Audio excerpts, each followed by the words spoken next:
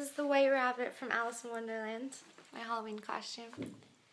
I have two things to read to you.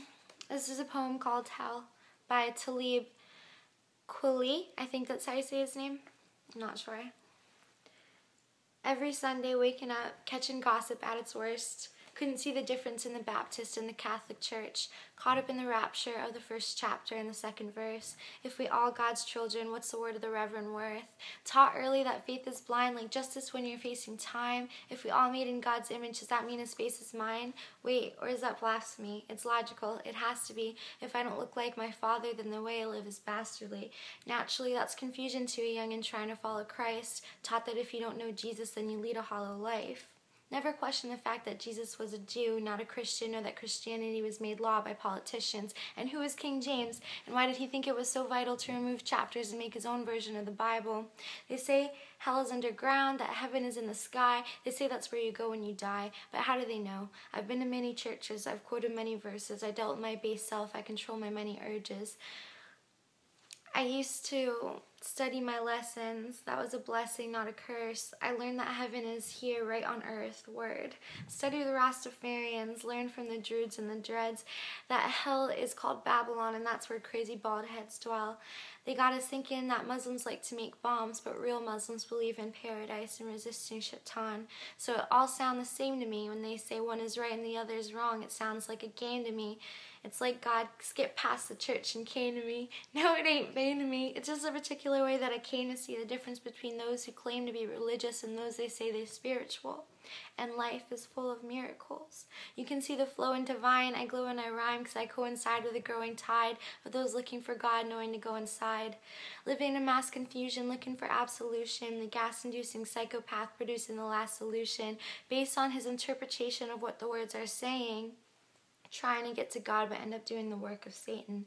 Religion creates division, make the Muslim hate the Christian, make the Christian hate the Jew. Make the rules of faith that you condition to, and God will follow, and God forbid you ever go to hell. If you ever walk through any ghetto, then you know it well. We're in the third eye of the storm. The Lord is my shepherd, I shall not want. Just because the Lord is my shepherd doesn't mean I gotta be that sheep. You feel me? More blood is spilled over religion than anything in world history. We're saying the same thing. Okay, and this one is a speech from the great Dictator. Charlie Chaplin recited this. Hopefully I can do it justice and not fuck it up. I'm sorry, but I don't want to be an emperor. That's not my business. I don't want to rule or conquer anyone. I should like to help everyone if possible.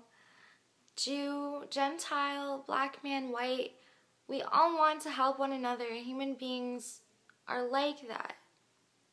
We all want to live by each other's happiness, not by each other's misery. We don't want to hate and despise one another.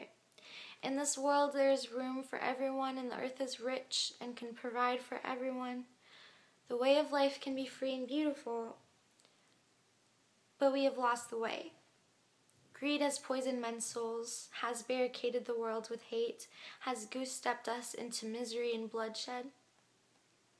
We have developed speed, but we have shut ourselves in. Machinery that gives us abundance has left us in want.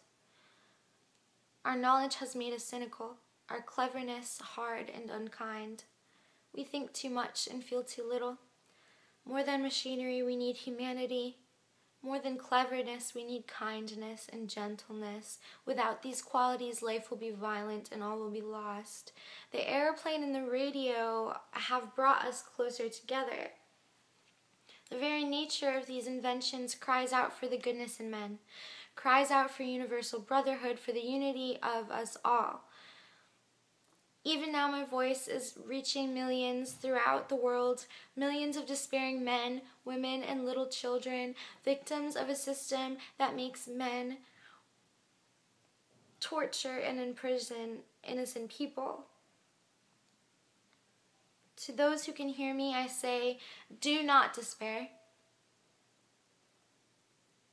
The misery that is now upon us is but the passing of greed. The bitterness of men who fear the way of human progress. The hate of men who fear the way. The hate of men will pass, and dictators will die, and the power they took from the people will return to the people.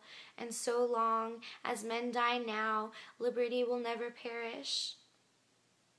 Soldiers, don't give yourself to brutes. Men who despise you and enslave you, who regiment you, tell you what to do, what to think, and how to feel, who drill you, diet you, treat you as cattle, as cannon fodder. Don't give yourselves to these unnatural men with machine minds and machine hearts. You are not machines. You are not cattle. You are men. You have the love of humanity in your hearts. You don't hate, only the unloved and the unnatural. Soldiers, don't fight for slavery. Fight for liberty. In the 17th chapter of St. Luke, it is written, "The kingdom of God is within man. Not one man, nor a group of men, but in all men, in you, the people." You, the people, have the power to create machines, the power to create happiness. You, the people, have the power to make life free and beautiful, to make this life a wonderful adventure.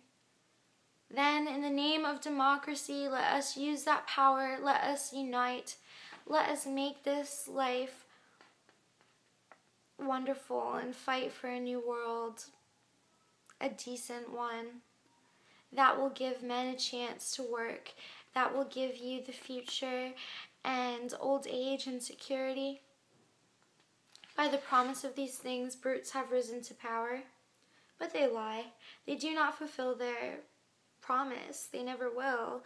Dictators free themselves, but they enslave the people. Now let us fight to free the world, to do away with greed, with hate and intolerance. Let us fight for a world of reason, a world where science and progress will lead to all men's happiness. Soldiers, in the name of democracy, let us all unite. And I just want to add there, think love and imagine peace.